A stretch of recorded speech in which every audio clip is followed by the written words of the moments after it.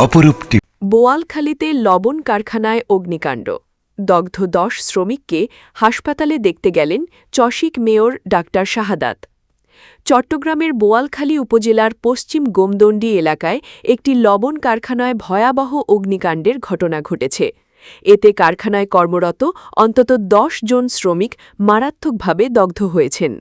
বৃহস্পতিবার 16 জুলাই উপজেলার পশ্চিম গোমদণ্ডী এলাকার একটি লবণ কারখানায় এই মর্মান্তিক দুর্ঘটনা ঘটে।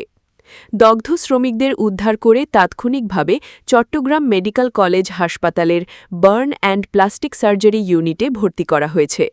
ভয়াবহ এই দুর্ঘটনার খবর পেয়ে বিকেলে চট্টগ্রাম মেডিকেল কলেজ হাসপাতালে ছুটে যান চট্টগ্রাম সিটি কর্পোরেশনের মেয়র ডাক্তার শাহাদাত হোসেন। তিনি বার্ন ইউনিটে চিকিৎসাধীন দগ্ধ শ্রমিকদের শয্যাপাশে কিছু সময় অতিবাহিত করেন এবং তাদের শারীরিক অবস্থা ও চিকিৎসার খোঁজখবর নেন। মেয়র ডাক্তার শাহাদাত হোসেন বলেন, এই দুর্ঘটনা অত্যন্ত হৃদয়বিদারক। দগ্ধ শ্রমিকদের সুচিকিৎসা নিশ্চিত করতে চসিকের পক্ষ থেকে সব ধরনের সহযোগিতা করা হবে।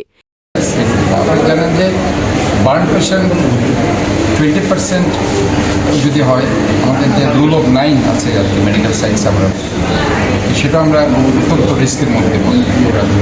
কারণ এখানে আমি দেখতে পাচ্ছি 10 জনের মধ্যে 2 জন মৃত্যুবরণ করেছে এবং জন 95%, অনেকে 60% যাতে 65% তাদেরকে আইসিইউতে হস্তান্তর করা হয়েছে।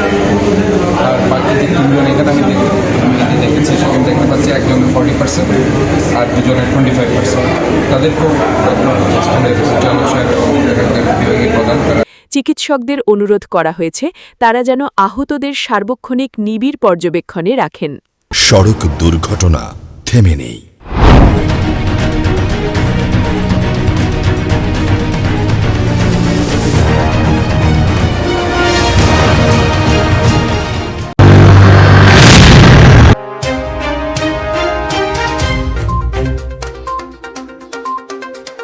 অপরূপ